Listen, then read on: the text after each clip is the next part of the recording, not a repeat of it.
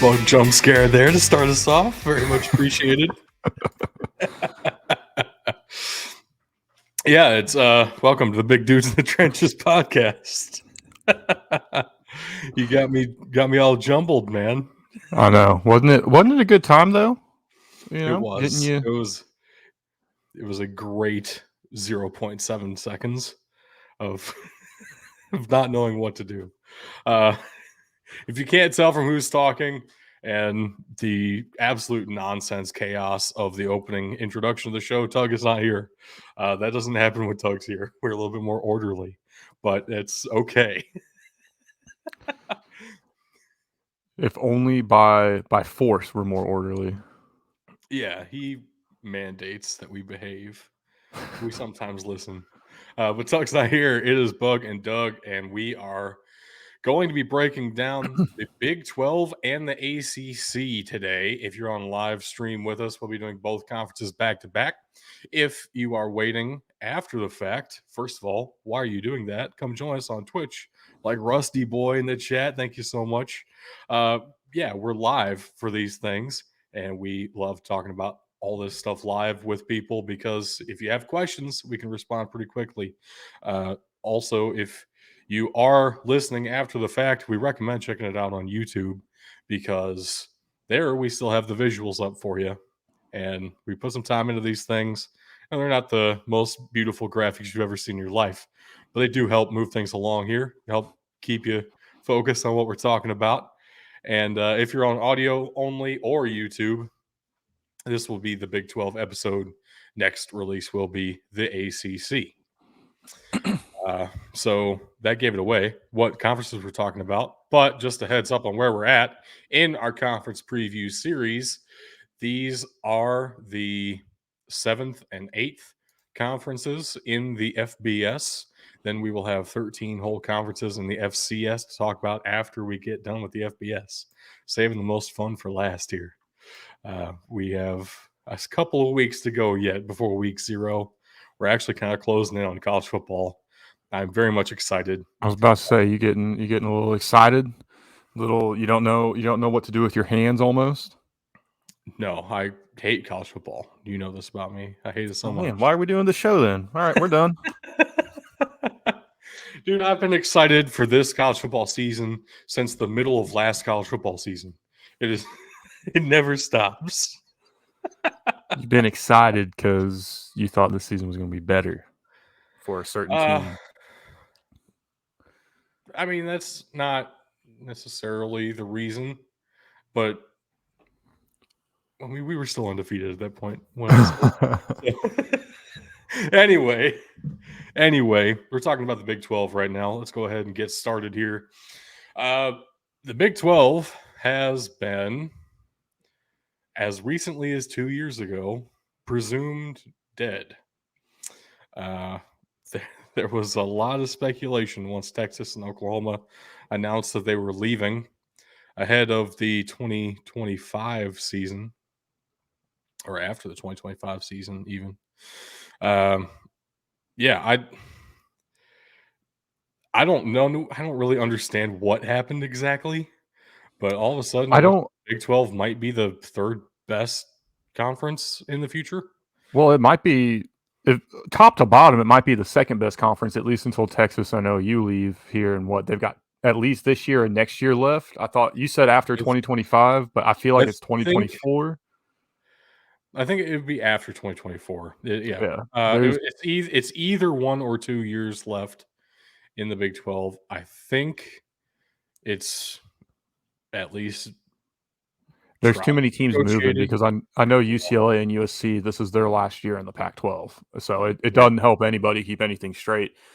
And, I think them leaving was a big piece of it because we hadn't seen anybody but Texas or OU even be in the conversation for the college football playoff. I think Kansas State making it to the semifinal, there's only semifinals and finals, but I think Kansas State making it to that stage definitely put them back on the mat. And then not only they make it to the semifinal, they make it all the way to the final, beat a Big Ten conference champion. Or it wasn't Kansas State, it was TCU. Purple teams. I was waiting for you to finish. It was the purple. It broke me. Kansas point State did make it to the Sugar Bowl, though, so another New as the Year's Six. conference champion. Right. But what throws me, I mean, what I don't get is you had these two great teams, and really you look at the rest of the conference, there are some other pretty strong teams in here as well. Granted, some of them are coming up. I don't know why people thought it was dead. Like, I guess, Central Florida, Cincinnati, Houston, BYU, like those were big gets. But people were still kind of writing this conference off as, oh, it's dying. And, don't worry about paying attention to them because they're just going to go off into the sunset. I'm curious. I don't think Oklahoma and Texas regret leaving the Big 12, but you got to think maybe they're having a little bit of second thoughts. Like, man, we're leaving a really good thing, and we might go struggle in the SEC here in a couple of years. Yeah, I highly doubt that's going to happen because even with the additions of BYU, Central Florida, Cincinnati, and Houston, the payouts, the media contracts, as is always the case with this realignment, it's still going to be like half of what the SEC is getting. So, See, it's interesting you say that, and I know the Pac-12 does not have a good media contract deal, and we talked about well, this. they don't have one at all right now. Yeah, It's kind of the problem. this was about the only thing I talked about in the Pac-12 preview. But Colorado's coming back to the Big 12. Yeah. 5 years ago, you'd have thought that was a step down, but it's not like it. And, you'd ask me, it's not like it matters a ton for Colorado. They weren't performing well in the Pac-12 to begin with, anyway. I don't know if they're going to perform any better back in the Big 12, but it feels right. It looks better. I think this conference is still going to be very competitive for them, though. Now, if we can get Nebraska back in the Big 12 and maybe Missouri back in the Big 12, maybe things would settle back into place very nicely. Only one of Texas or Texas A&M can be in the SEC at a time. Let's make that a rule.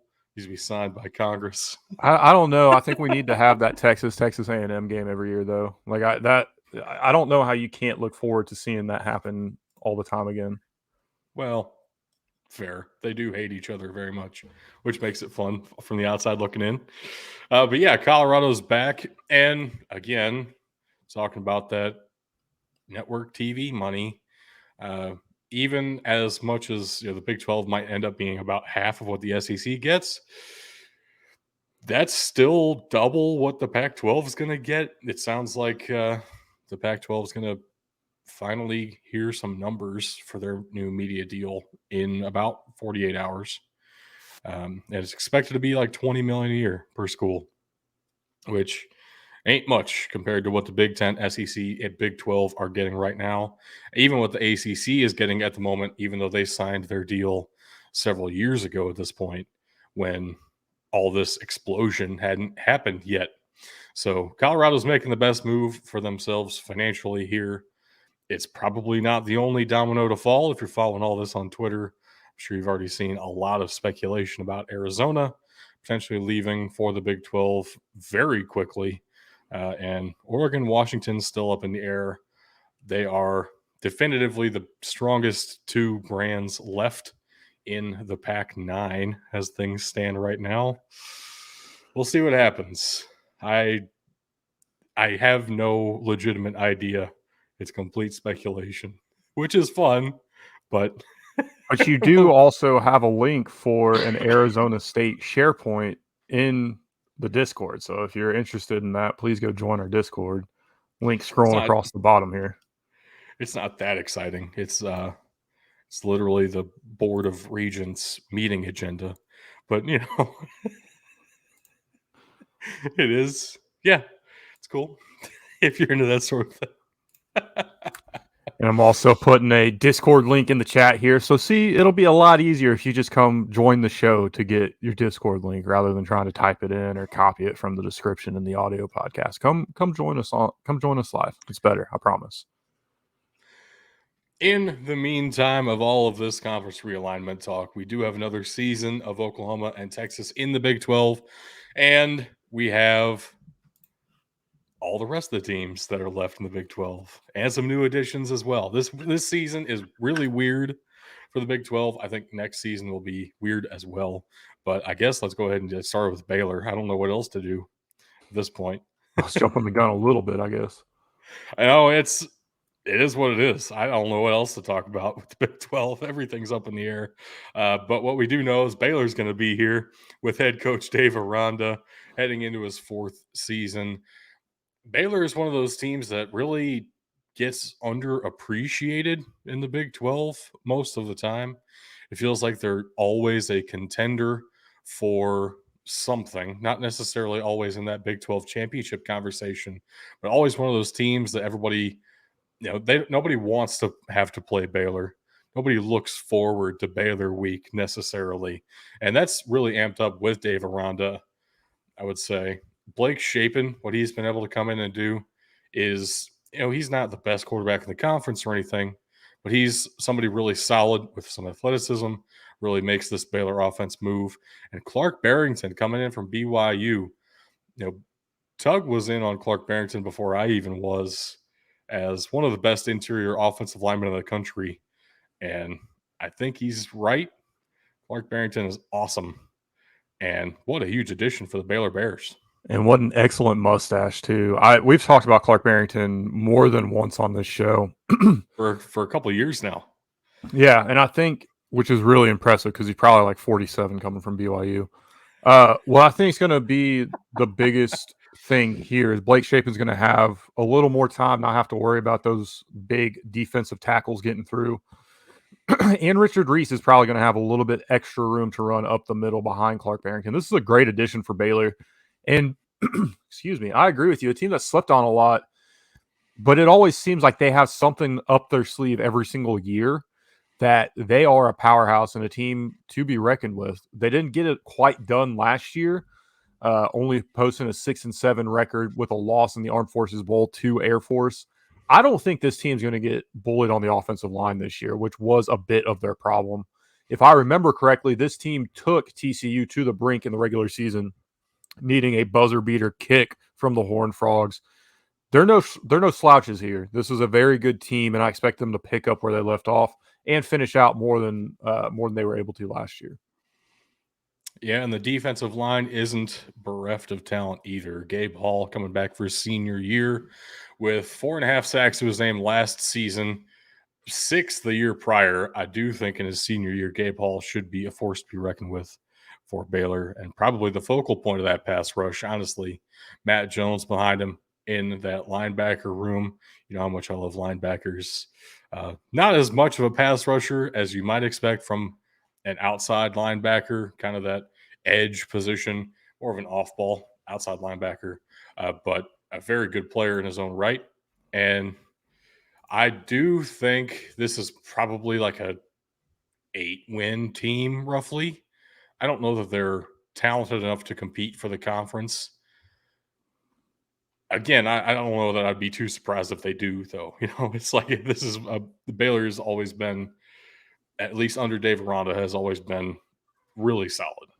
Well, and they'll definitely be coming out with something to prove in their conference opener against Texas at home. That's going to be a big game and really a big measuring stick, not just for them, but for the Longhorns, who we will talk about much later in this episode.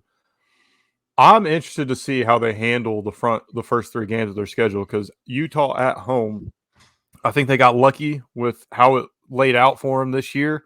That's going to be their biggest test and really going to set the table for how they're going to do in conference play, I think. And if they do reach the 8 wins, it would be an improvement from last year. I do want to say they were barely bowl eligible last year and then lost to Air Force in the Armed Forces Bowl. But Like I do think said, yeah. I do think this team is probably better than last year. Getting Blake Shapen another year of experience helps quite a bit as well. I feel like we've been talking about Baylor for a minute here. Let's go ahead and jump to one of the new additions to the conference, Brigham Young University. This is interesting, having BYU in a Power 5 conference. Usually one of those teams that people associated with the Power 5 when they felt like it, even when they were independent. Usually you get the Power 5 plus Notre Dame, and then occasionally you'd have folks to be like, well, you got to add BYU into that too. Well, now they are Power 5 legitimately. Keaton Slovis is their quarterback. what a collegiate journey this man has had. Uh, he's at BYU for Whew. probably his last year of college football. I don't know how he'd have another one. Aiden Robbins is formerly from Louisville and transferred to UNLV for last season. Over 1,000 yards there and 9 touchdowns with UNLV. I would say that's pretty good. Getting some experience back there, running back, and a good rusher. Also, the defense it's going to be pretty different. 2 of the 3 guys I have up here are transfers. Eddie Heckard coming in from FCS Weber State. Isaiah Bagna from Boise State. Ben Bywater, though, the shredded dude who doesn't like to put his sleeves down at middle linebacker. My favorite kind of middle linebacker. Thinks he's beefier than everybody in the world. I respect the hell out of it.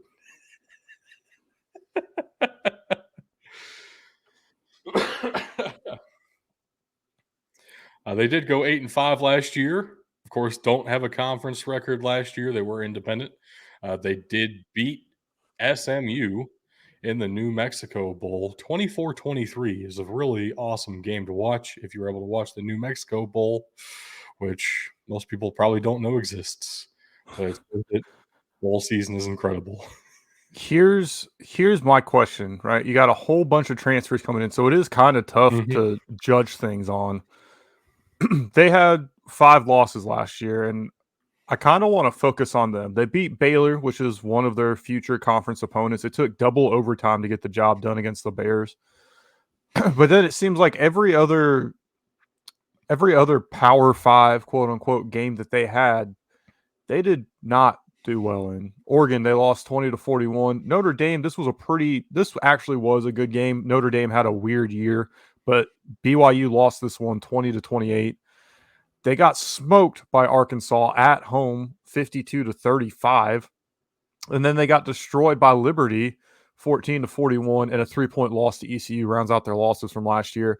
It's really tough to, in my opinion at least, to get a grasp on exactly how good or bad this team's going to be. I really can't look at their schedule this year and even try to pencil anything in because there's not a lot to go on. And when you have this many guys coming, transferring in to make up the roster this year, I think it's just easiest to say it's going to be a very interesting season for the BYU Cougars.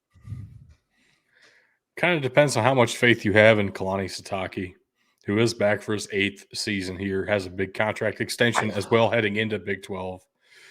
He's been solid for them, but also BYU is one of those teams where they can very easily win 9-10 games, or they can just as easily win like 4 games in a year and miss a bowl game, and nobody really realizes it because they're BYU. Because they're BYU. And I can't decide. I feel like it's unfair to say that they underperform, but they underwhelm everybody whenever they're expected to rise to the occasion. I think that's probably the most fair thing to say. And this is not something new. This is not based off of last year. This is really based off Sitake's entire time at BYU. Every time that they seem to get to that big stage, either the moment's too big for them or they just barely scrape by with a win somehow. Well, remember in the COVID year when they impromptu scheduled a game against Coastal Carolina and the Chanticleers won that game, That was a fantastic game. Cementing Jamie Chadwell as a hot name in coaching search now at Liberty. BYU couldn't rise to that challenge. And if they had won that game, it was very possible BYU was in the college football playoff. They were undefeated at that point and had beaten everybody convincingly. So it's a gamble if you want to believe in this team, but I think there is good reason to do so. I mean, the talent is definitely there. Absolutely. If they can come together is a different question. Yeah. Moving right along, UCF, Gus Malzahn in his 3rd season there, and I'm going to start it right off. John Reese Plumlee, the 2-sport athlete, coming back at quarterback again. I'm curious to see how Malzahn and Plumlee are going to perform facing a Power 5 schedule week in and week out. A lot of people have been saying for a while that this team is ready to make that move. they finally make it. And I think people just have a short memory. It hasn't been that long since they were an FCS school. And let's not forget, 2 years prior to them winning the American Athletic Conference for the first time, going undefeated, they lost every single fucking game. I don't know where the rise of UCF came from, but it is, I think this is going to be the put up or shut up year. Is this a legitimate team, or were they just in, a weak conference and that's what got them through? I mean, you can say that all you want to. They were in the American Championship last year. They have been in at least the conversation for the American Championship basically every year, the last 6, 7 seasons, including a national championship year in 2017. Fuck off with that. That's the most ridiculous shit I've ever heard. So fucking stupid. I had to. Uh, they are recruiting like they are a Power 5 school. And usually when you're able to do that, you can keep up pretty well. Gus Malzahn's a proven Power 5 coach as well. I don't see any reason they can't go ahead and compete right away. I mean, John Reese Plumlee's pretty dang good. He is. What blows my mind is awesome. What blows my mind is you now have 4 Power 5 schools spread across 3 different conferences in the state of Florida. One of them's going to have to be the poorest. And you would think it's UCF because they don't have the name brand and the legacy. But the fact of the matter is Miami and FSU have not really been helping themselves out lately, at least FSU, who we'll talk about in our next episode if you're an audio listener. At least FSU has had something going the past couple of years. Well, and they won a national championship in 2013. Like, we're moving on. I'm not Don't roll your damn eyes. That one's legitimate. Are you talking about FSU? Yeah. Okay. The Jimbo Fisher National Championship, the last year of the BCS. Yeah. Yes. Yeah. I thought you were still trying to say UCF won, and I didn't listen to the year, and I was like, I'm not doing this again. I would say the poorest of those 4 is going to end up being Miami. If you know, you know. We're moving on. Not. We're talking about the Big 12, which takes us to Cincinnati, the second Power 5 school in the state of Ohio. That is wild to me, how many football teams there are in Ohio at the FBS level. This is only the second one to ever make it to a Power 5 status. Cincinnati has been really awesome under Luke Fickell, but they don't have Luke Fickell anymore. He goes ahead and bolts for the Big Ten, and they bring in Scott Satterfield, which is the worst hire. I got to be honest with you guys. This feel awful. So bad for Cincinnati. I thought I was beating the drum from day one that if they went to the Big 12, Luke Fickell would be locked in for the long haul. I'm raising my hand. I was fucking wrong, and I'm sorry. Like, this sucks. I feel so bad for them. Coming into the Big 12, they've got a lot of the same questions that UCF's going to have. They just got hot more recently than UCF as well. I mean, this sucks so hard for Cincinnati. As much as I hate the Bearcats, I feel so bad for them right now. The redeeming quality of Scott Satterfield is that he has Power 5 experience, and he has led Louisville to a couple of, plus over 500 seasons. Like, it's not been the worst tenure imaginable. It's also been underperforming by Louisville standards, which that sentence is really weird if you look at it historically. Not like Louisville fans really wanted to bring Scott Satterfield back. So when he left for a historic rival, everybody was happy about it in Louisville. That's a telling sign. He did awesome at Appalachian State. Appalachian State would not be where they are right now without what Scott Satterfield did for them.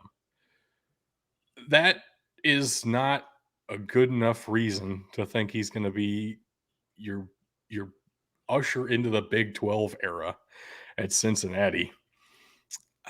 This is painful. They do have Emory Jones at quarterback, former Florida and Arizona State quarterback, probably his last season in college football. Going to give this a go with the Bearcats. I have D. Wiggins up here. I got to be honest with you. He only has like 4 catches in his collegiate career. Here's the reason he's up here. He is formerly a Miami Hurricane. Last season, he played for Scott Satterfield at Louisville and transferred with him to Cincinnati here. Will probably end up being one of their top receivers this year, which is crazy to say. A man only had like 4 catches in his career as like a redshirt senior now. Cincinnati lost their top 8 receivers.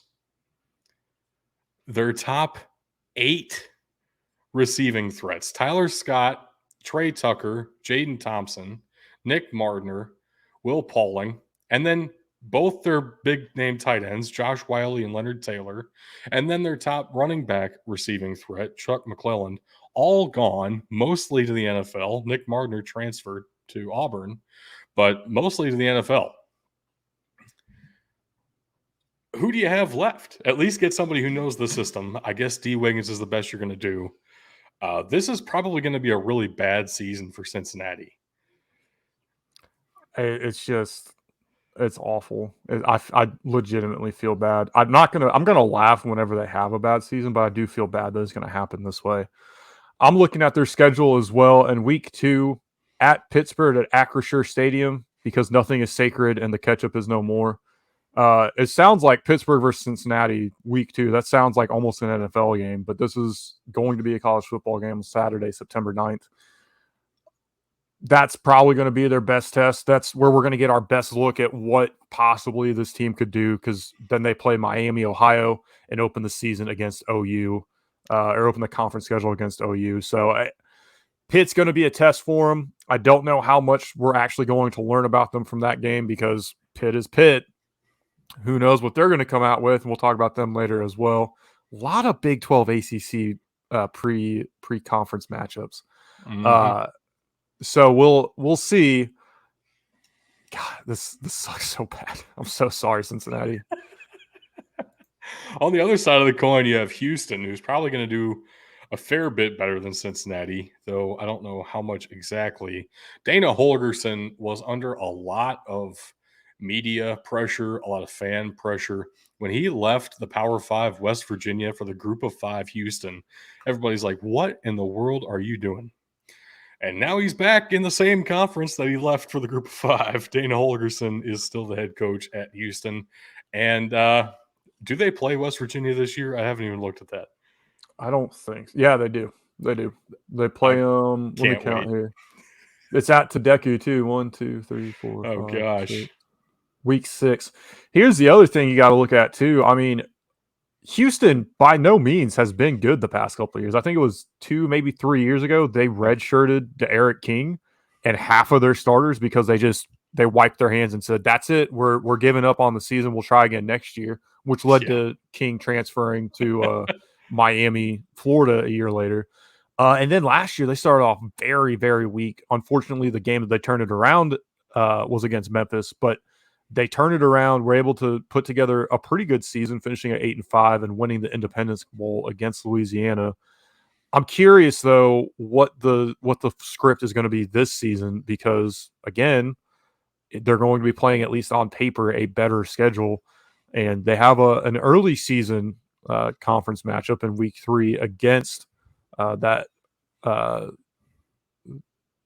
playoff team that we talked about earlier that I messed up a little bit. TCU. That game has always been, I feel like they've either played TCU or Texas Tech early in the season the past 2 or 3 years, even as a member of the American. And that game's always been exciting, but it's always seemed like Houston was unable to get the job done. And in fact, I'm pretty sure last year was against Texas Tech. It was a fantastic game that the Red Raiders were able to get the better of at the end. You always just thought Houston is not getting everything done that they need to actually compete and win and finish out these games. They're going to have to find that if they want to compete in the Big 12 this year. I will say, no matter what that script ends up looking like, it'll feature a whole lot of running from Alton McCaskill. Nearly 1,000 yards last year, 16 touchdowns on the ground. I would say he's going to end up being the focal point of this offense. And on defense, they bring in a couple of big-time transfers from established Power 5 programs. defensive end from Oklahoma, safety from Texas A&M, really trying to bulk up into a Power 5 defense, which it felt like they had in like 2018. But then it did fall off a little bit, and they need to build up quickly. So I understand going the transfer route here on the defensive side of the ball. I think the offense is going to be okay, though, with McCaskill and a good offensive line that can do a lot for you, even in a pass-happy Big 12 traditionally. Exactly. Moving right along, we'll go to Iowa State. This team, I feel like, always has a big question mark on what they're actually going to do. It seems like they always win the Cy-Hawk series, and that's about the highlight of the year. And I'm pretty sure that was the highlight of the year last year as well. Only posting a 4-8 record with one conference win. Do we think this year's going to be any different? Is Matt Campbell on the hot seat? For some reason, Matt Campbell always pops up as one of those like potential head coaching candidates everywhere, because Iowa State is really insanely difficult to win a bunch of games at. Like, that should not be understated. Iowa State is an incredibly difficult job. Everybody in the area who wants to play football goes to the Hawkeyes. Everybody who is like decent at football probably ends up at Nebraska or Minnesota. Or doesn't want to go to fucking Iowa in general. Who wants to go to Ames, Iowa? Show of hands. I mean, I kind of do, because I'm a nerd. But you want to go for a football game, though. You don't want to go and live there for 4 years. This is what they're recruiting. I don't want to go for a career, right? I mean, look at you probably can't even find it anymore. Netflix fucking taking shit off all the time. But QB1, Real Mitchell, when he was getting recruited there, he went there. He did the whole, hey, I'm going to graduate a semester early. And so he went there as a freshman, doing that first semester, get ahead of his classes for the spring semester. And of course, the spring semester starts in January, February. This kid was from California. He was like, what the fuck? It's so goddamn cold. Like, I have no idea how he even stayed there. I don't think he ever saw the field as a quarterback for the Cyclones, but I saw that and I was like, I don't know if he's going to stay. There's no way. There's no way he wants to stay here right now. Unless he falls in love with deer hunting. Iowa's a great place for that. Very true. Their quarterback this year, speaking of quarterbacks for Iowa State, is going to be Hunter Dekkers, returning after over 3,000 yards last year, but a pretty gnarly touchdown interception ratio. I don't know if Hunter Dekkers is really that good. I think he's about the best you can hope for at Iowa State, which isn't saying much. Yeah, we'll see. This would be a really good season for the Cyclones if they're a bowl team. If you're not a bowl team, I think next year Matt Campbell is on the hot seat. I don't think he gets fired this season, even if they don't make a bowl game. But he would probably start next year on the hot seat. It would be my speculation there. Makes sense. I agree. I'm curious to see how this all shakes out for him as well. They were not even close in a lot of their losses last year. It's going to be a rough year again for the Cyclones, I think. Most likely. You know what's going to be a very fun season with probably the exact same record is Kansas. The Jayhawks were the most exciting team in all of college football for the first part of last season. And then Jalen Daniels got hurt and they started losing a bunch of games. Yeah. But he is back. First half of the season, he threw for 2,000 yards, 18 touchdowns, ran for another 5 million yards and 487 touchdowns. Probably, those are official stats, definitely. And he legitimately looked like the most exciting player in Kansas football history. I don't know that anyone even comes close to that. Gale Sayers, probably. Literally going back that far. Yeah, but was he as exciting as Jalen Daniels? Exactly. Stat-wise, they're probably close to as important, but excitement, Jalen Daniels exactly is there. And they also, I think I think the best thing about last season for Kansas was that he was able to come back for the Liberty Bowl against Arkansas, who also lost their quarterback. I've wanted to go to 2 Liberty Bowls in my life. The one that Memphis played, ironically, Iowa State in, and this last one. I mean, that was an amazing game in and of itself. But the storylines around those two teams. Look, Jalen Daniels led this team to 6-7. He got them bowl eligible before he got hurt. He almost got Lance Leopold into double-digit wins on last season alone. He had 2 wins previously coming into that. He tripled his win amount. I mean, it's such a shame that he went down when he did. To be fair to Lance Leopold, though, it's not like Kansas was lighting up the win column before he got there either. That's true. And Leopold has a reputation now, whether or not it can be attributed to Jalen Daniels or not.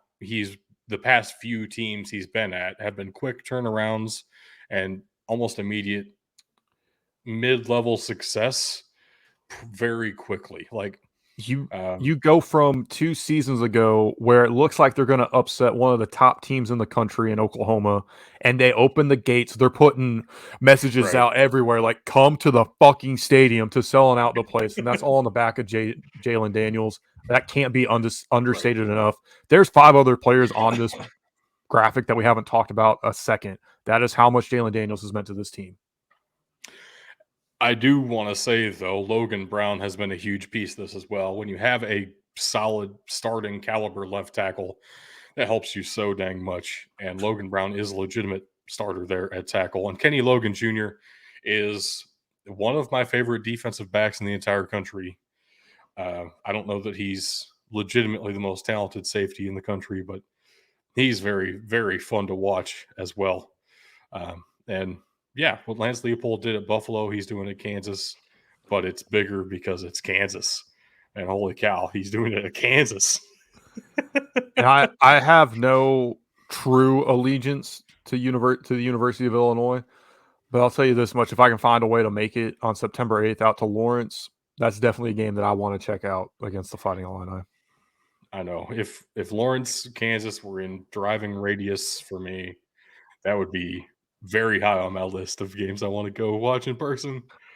A little bit far, but we'll see what happens. Now for your reigning Big 12 Conference champions. What? Also purple, and they were highlighted, so it really fucking threw me off about the whole playoff thing earlier. We need more fucking colors in college football. This is ridiculous. There's only like 5 teams that have purple, and 2 of them are in the same conference, and they were at the top of the conference last year. Give me a break. Cooper Beebe was on our All-American squad at left guard. Other than that, it's a roster of really good players.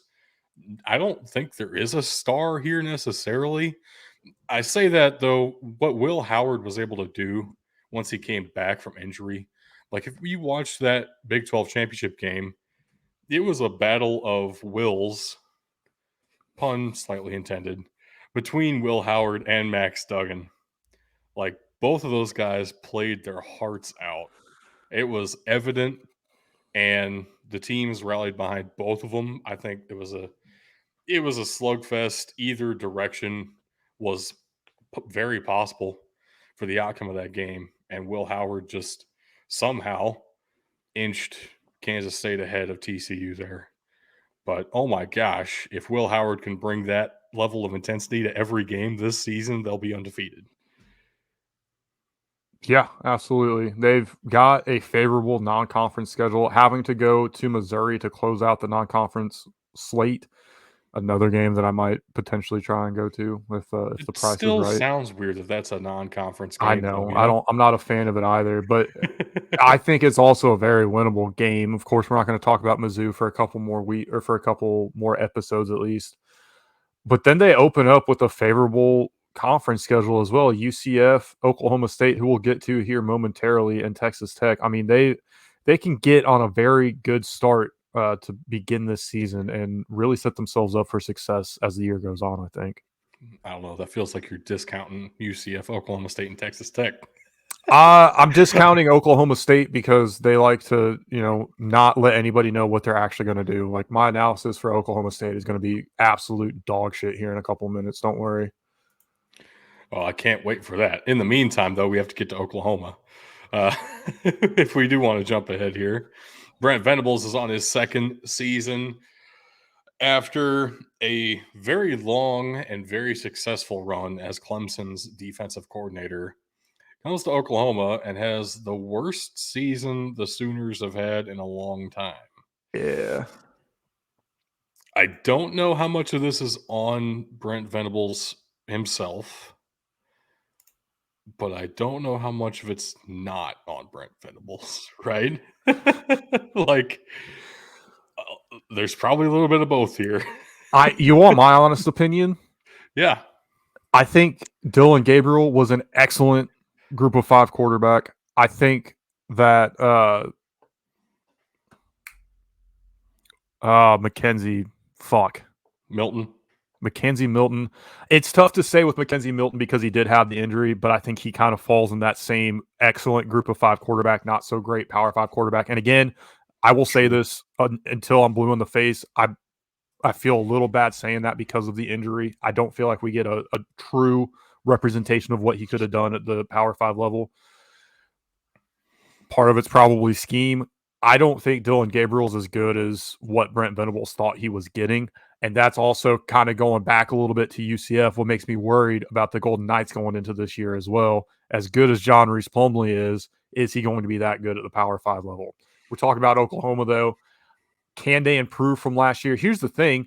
You look at their record, their conference record leaves a lot to be desired. And they lost the Cheez-It Bowl in a very close game to FSU, 32-35.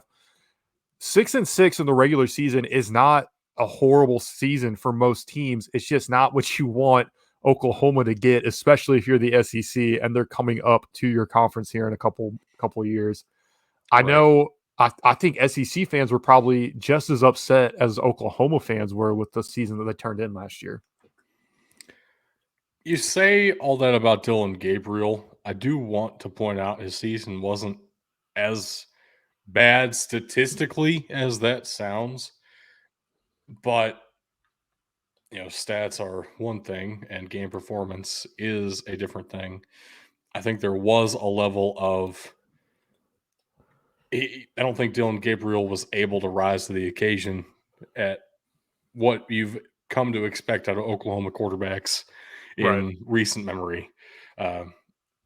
Also, I want to point out that Lincoln Riley sucks ass at defensive recruiting and did his entire time at Oklahoma. And we've seen that change quite a bit under Brent Venables already. The past 2 recruiting cycles have been very good on the defensive side of the ball, but those guys aren't necessarily ready to start contributing in a major way just yet.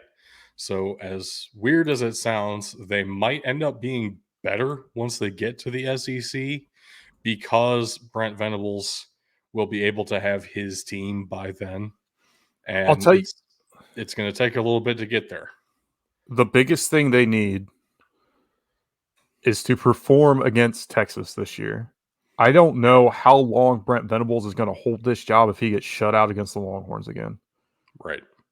And they came back the following week and took out their frustrations on Kansas, winning 52-42. But, oh, by the way, that was after Jalen Daniels got hurt. Right. And that team was, you saw the record. That team was not good after Jalen Daniels got hurt. So it's not like they were beating the best team in the conference either. There's a lot to be desired coming from this Oklahoma roster and this Oklahoma team going into this season. Man, you need to have more time to build that defense, as you mentioned, which is going to be Brent Venables' bread and butter. But are they going to give him that time in Norman, especially with the move to the SEC looming? His Brent and butter. His Brent and butter. There's a guy on this defense with the last name Stutzman. They got to be good, right?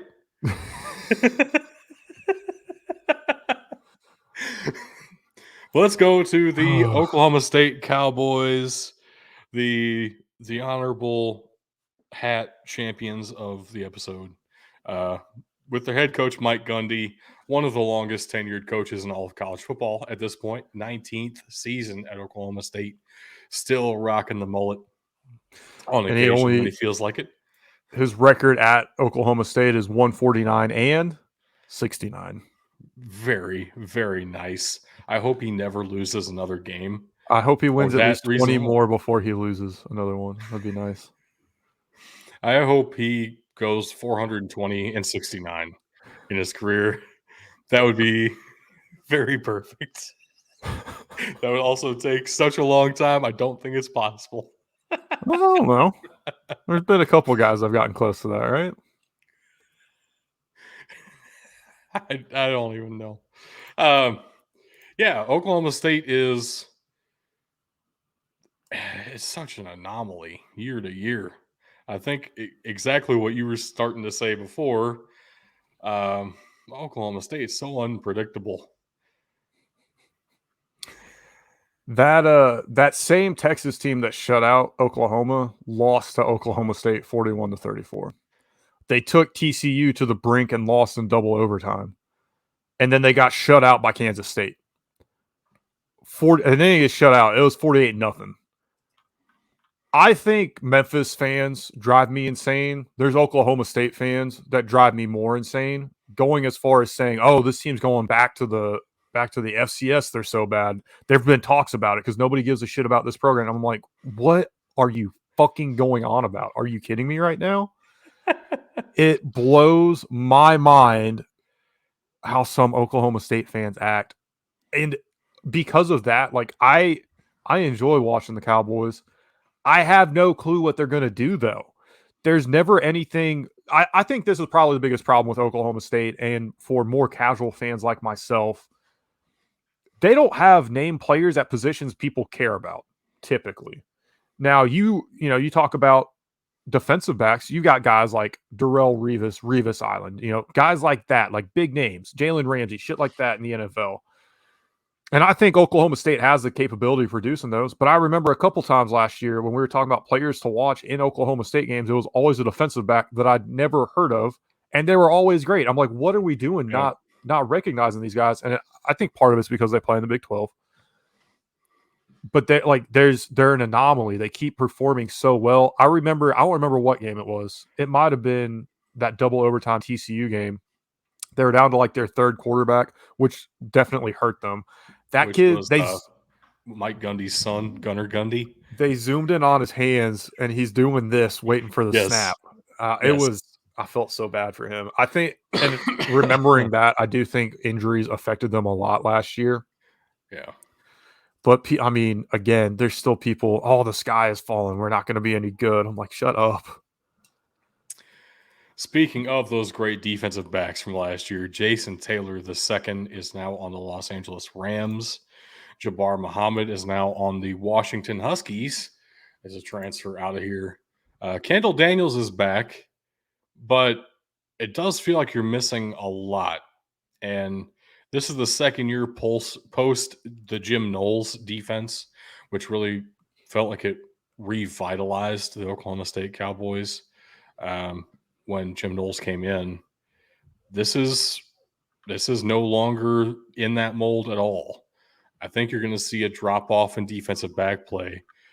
Kendall Daniels, I still expect to be very good, but as much as you were talking about some guys that you just never recognized, they're going to go back to that for sure. I think even the players to watch will no longer be those defensive backs going forward.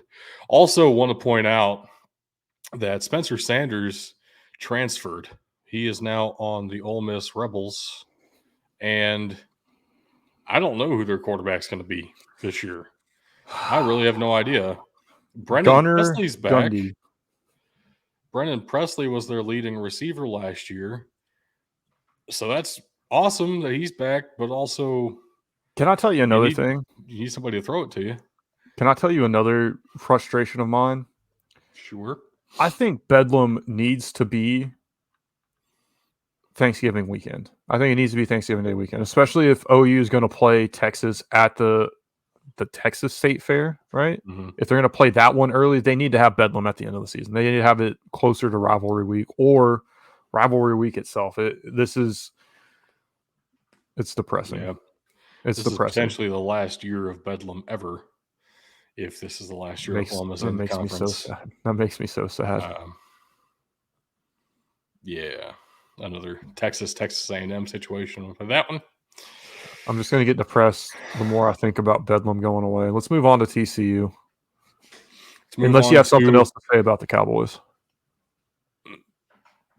All I can say about the Cowboys is good luck. I have no idea what to expect from you. So see, and you got on to me. It's not fair. It's not fair. I didn't really get on to you. I didn't know what to say either. I was just disappointed that you wouldn't be able to help. Well, yeah, it's everything we talked about, right? This team, they're the what? That's it. They're the wild card of the Big 12. They really are. Which like is weird to say after a true wild card. TCU came in and fucking dominated the conference last year. This is the wildest of wild cards possible. Sonny Dykes is now heading into his second season with the Horned Frogs. It means last year was his first season at TCU, coming over from SMU previously. And he brought his quarterback with him, Chandler Morris, who was all set to be the starter and did start the season, played all right against Colorado to start the year. Then he got hurt, and we had to go to the backup, Max Duggan, first-year head coach, backup, senior quarterback who could never break through. They end up winning the semifinal against the team up north. And the kid almost wins a fucking Heisman. Can we talk about that too? Ends up, second in Heisman voting or third in Heisman voting? Either way, he was one of the finalists invited to New York.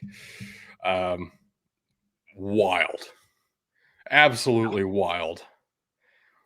That can't happen again, right? Here's the real question you got to ask. Is Chandler Morris that guy? I have no idea. We have no way to know. We got to see him for like a quarter and a half, and he threw for like 111 yards. So that's great and all, but it was against Colorado, who we've all recognized was really, really awful last season. So I can't answer that. Yeah, I don't know what to say either. This is going to be tough.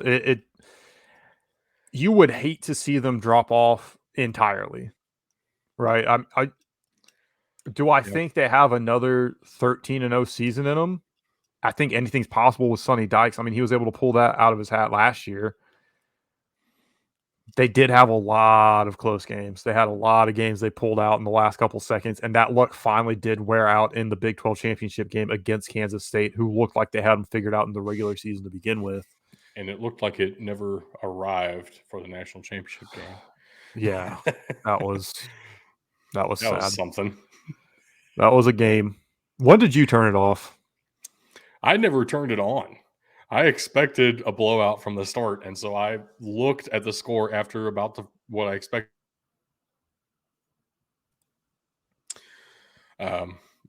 You cut out bad.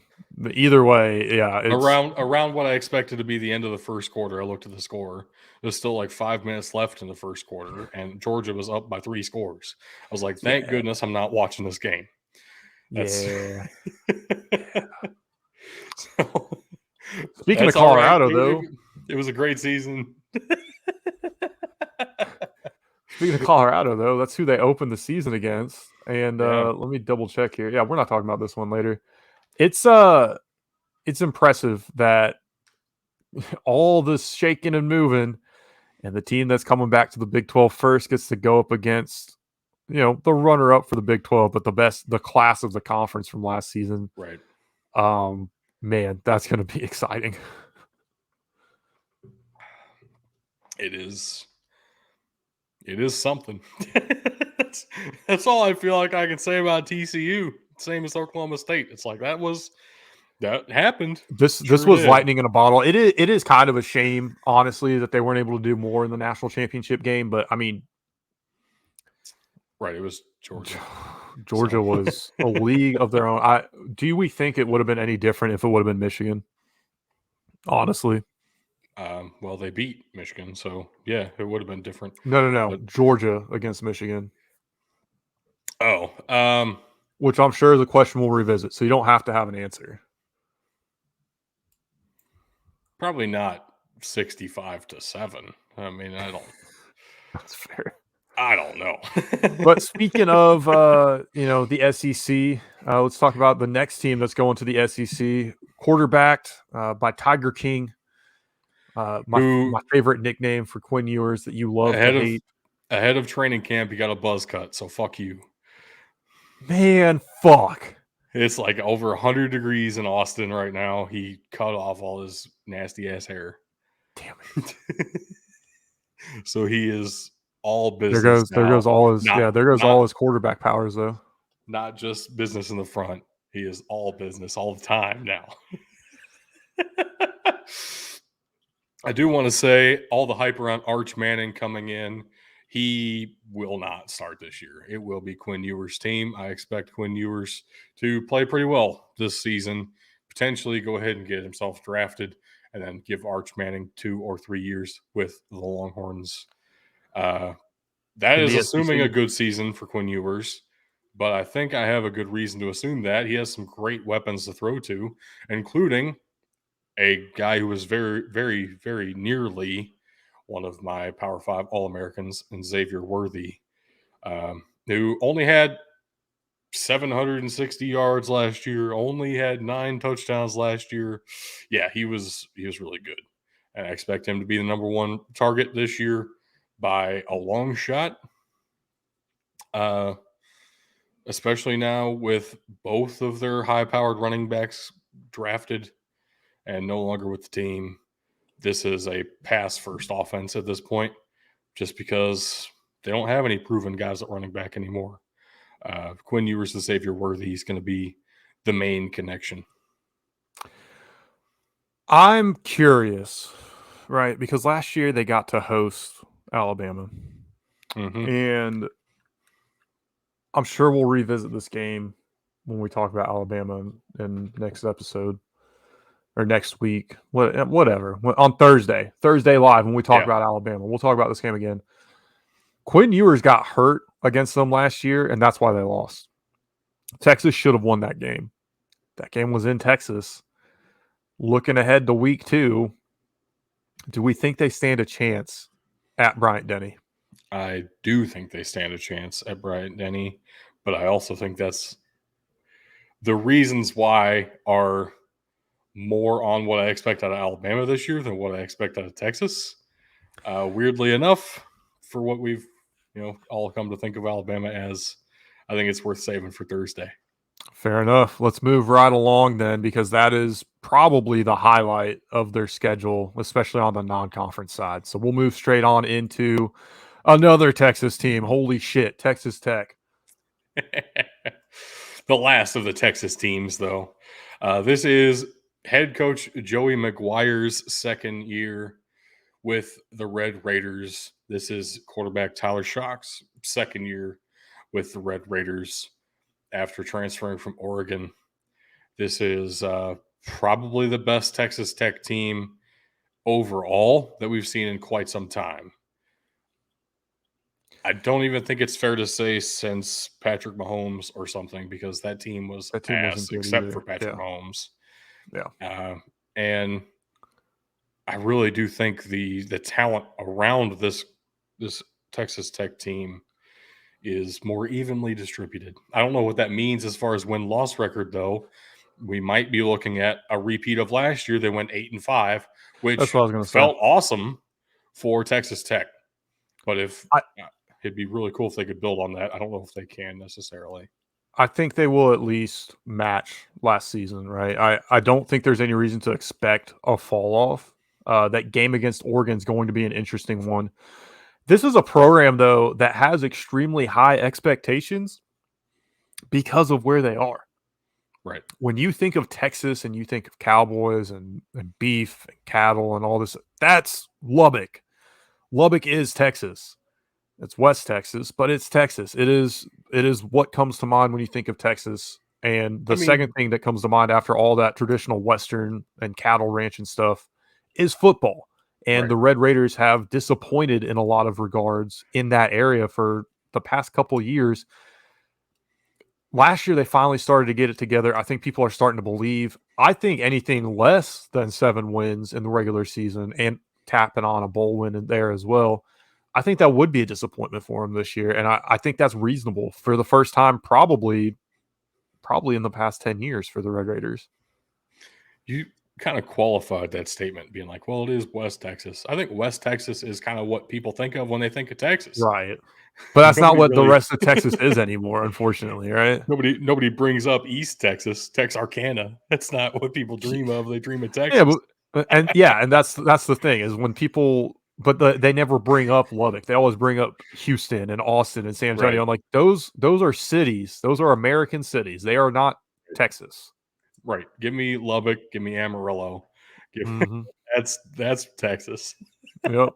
That's my point. That's what I'm saying. We did bring up another of their non-conference games earlier in our conference preview series when we talked about the Mountain West because they are traveling to Laramie, Wyoming to take on the Cowboys at Wyoming. That is a fascinating matchup, which Texas Tech really should win, but also it's at Wyoming. So this is a couple of really important tests actually for the Red Raiders early in the year. And then we'll see what they can do in conference, where they did go 5-4 in the Big 12 last year. And now with a couple of new additions, I do think Texas Tech is better than everybody they brought in. So if they get to play any of UCF, Cincinnati, Houston, BYU, I think the Red Raiders have a pretty good shot at least 8-5 again. I do think that's reasonable. Absolutely. Last but not least, we have the West Virginia Mountaineers, a team that fell just short of bowl eligibility, finishing 5-7 last season. 5th year for Neil Brown. It feels like he's just left so much to be desired. I'm kind of surprised he still has a job. You said last but not least. I don't know if I agree. With They the are not least. last. They are last. So that only leaves one thing. No, it's really bad when your athletic director has to come out and announce that your head coach is not getting fired. Like that's a bad statement to have to make. Neil Brown was retained for his 5th year. I don't think they've made a bowl game his entire time there, even though he's almost 500. Like Mm-hmm. it's been hovering around this 5-7, maybe 6-6, and like miss a bowl game because their academics suck so bad because it's West Virginia. Feels like that's possible too. I don't know for sure off the top of my head, actually. But I do like this offensive line. The issue is the offensive line is about the only thing on the team that I actually like. Even CJ Donaldson coming back, yeah, he averaged 6 yards a carry, but I think that's because of the offensive line, and I don't know that that's because of CJ Donaldson.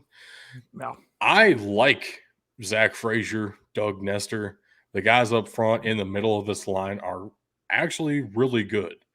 The tackles, I'm not convinced about. The quarterback, I'm not convinced about, which means your offense is extremely limited. I think it's going to be a hurdle to get to bowl eligibility for West Virginia, unfortunately. And they open at Happy Valley. Yeah. Good And luck, West they play Virginia. Pitt this year again too. Backyard Brawl is back once Well, again. speaking of which, let's just move straight on into it. They're Yeah, hosting the Backyard Brawl this year, and it's not going to be to open the season. Like, it feels like it's in a better spot in the year if you're not going to be able to have it during rivalry week. true. Uh, we'll talk about Pitt here very shortly if you're live with us on next episode if you're listening via audio. But Pitt is a different team this year too. Should be a fascinating matchup on September 16 there. Already talked about Oregon at Texas Tech a little bit. It is worth bringing up. That is a massive game for both programs this year. Could really shake things up. And again, the other game on this list, Illinois at Kansas, we already talked about briefly. Yeah, my bad. I don't blame you. This is one of the most exciting games of the entire non-conference slate anywhere. I think so. As weird as that sounds, from looking at this from a couple of years ago vantage point, Illinois and Kansas both are two of the most inspiring rebuilds that we've seen in recent college football memory. They are two teams you absolutely have to look at differently going into this season. That I don't think anybody would have thought. I don't think anybody thought that would have been the case for either team. I think Kansas was probably more of like, there's no shot. If you'd have made me pick between the two, I'd have said Illinois 5 years ago. Right. Because that history for them being at least decent, right? Not great, but at least decent is a lot more recent than Kansas even putting together a bowl season. Yeah, I can tell you the year that Illinois came into the shoe and beat Ohio State, because you were there. I was not at the game, but I watched it live and I cried. So that's been recent enough. When's the last time Kansas was good? 2007, maybe. That was Illinois coming into the shoe. That was Juice Williams. I think it was 2010 for Kansas. That was going to be my next guess. Like a 10-3 team, something like that. Who was that head coach? Huge man. Charlie Weiss? No. He made them even more of a mockery. Oh gosh, this is going to kill me. Anyway, Mark Mangino. There you go. The only man in football who's larger than me. Whew. What a unit. Anyway, so we talked about all the teams in the Big 12 this year. There are a lot of options who we think might end up winning this thing. And there are no divisions. So we're left to our own devices entirely. God. I'll let you go first since you look so convinced of your choices. I don't think I can put TCU or Kansas State in the conversation realistically. And I want to put Texas in the conversation because I do believe in Quinn Ewers if he can stay healthy and what he's going to be able to do to lead this offense. But I don't trust Texas enough to actually win the conference. So I've got them in the conference championship game, which is a very boring pick, I know. After that, it is such a toss-up in this conference. Oklahoma doesn't feel like a solid pick. Oklahoma State doesn't feel like a solid pick. Right. Kansas realistically might be the most solid pick out of the conference again. You're assuming Jalen Daniels stays healthy. Yeah. You see my issue here. Yeah. Sure do. Man. And I'm not picking Cincinnati, Central Florida, or Houston in this first season, although I'll hear arguments for Central Florida and Houston for that matter, being in the conversation. I'll hear arguments for them. I just don't feel comfortable taking them this first season. That really leaves Baylor, Kansas, and Kansas State by my estimations. And two of those teams I don't trust to actually put together a season like that. I feel like Baylor was more of an anomaly last year on the downside. What was it, 2-3 years ago? They had seasons that took them to the conference championship. And I believe in Dave Aranda. It was the year before last. It was Baylor and Oklahoma State in the conference. Yeah. And it was a really good game. I'm going to give it to Baylor. I believe in the Bears. Baylor and Texas for you. That hurts. That feels weird. And who would you take in that game? Baylor. Okay. I already said I can't. Taking Texas to win the thing is too boring. It's too easy. Too many people are going to pencil it in anyway. I think they're going to be there. I do think they're that good, but I don't want to pencil them in as conference champions. Okay. I'm going to go nuts because this is the Big 12 and I don't believe in anything right now. The thought crossed my mind too. Don't worry. I'm going nuts. But hear me out. I'm going with BYU versus Texas Tech in the conference championship game this year. Now, this is assuming some lucky bounces for Texas Tech. I'm also thinking they might make it even though they lose at Wyoming and against Oregon to start the year. But they'll figure things out pretty quickly. And it takes a little bit of luck. But in the conference schedule, I think anybody can kind of go against anybody in the Big 12 this year outside of Cincinnati and West Virginia, unfortunately. So I think the biggest hurdle in my mind for BYU is the sheer number of transfers in, like the transfers at key positions. This is assuming that Keaton Slovis, Aiden Robbins, Cody Epps all find a way to gel together, whereas there are teams who have a lot more experience together that might theoretically make more sense, but the overall talent there is awesome. And so who's winning it out of that? I would say Texas Tech, and I'm with that outcome. I'm definitely not picking a Big 12 team to make it to the college football playoff. Who are we picking for Tug? West Virginia, Cincinnati, and he's picking West Virginia to win it. Okay. No, I hate to do that to him. Nope, too late. It's already written down, and so it was. It's in the record. And so it shall be. If you are watching along with us live, we're going to take a quick break, and we will be right back. However, if you're not live, if you're listening to the audio or you're watching on YouTube, that's it for this episode.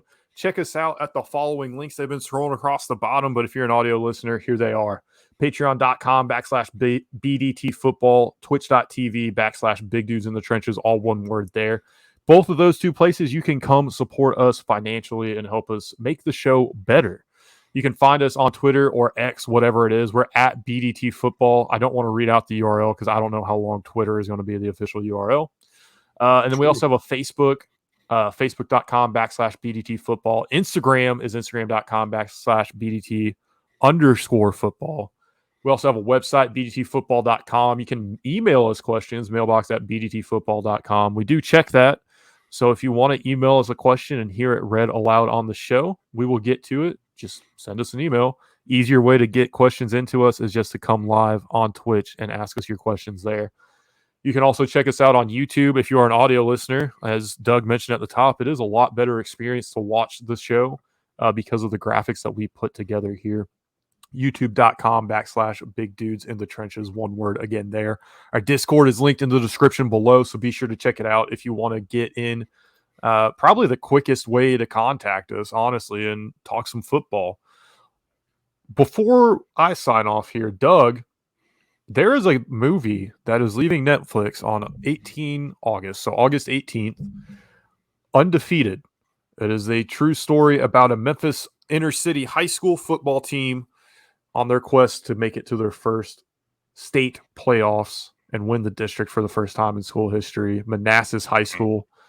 If you have time between now and the 18th of August, you need to check out that movie. And that's not just for you, that's for everybody. It's a fantastic story. And I'm not just saying that because it takes place in Memphis. I'm saying it because I truly believe it. You are saying it because it takes place in Memphis. It's okay. We'll see if I get to that one or not. Not gonna lie to you, it might be tough. I do have a question for you though before I get out of here as well. What does a bee do to style its hair? I don't know. It uses a honeycomb. Nice. All right, that's it, everybody. If you're an audio listener or you're on YouTube, we will see you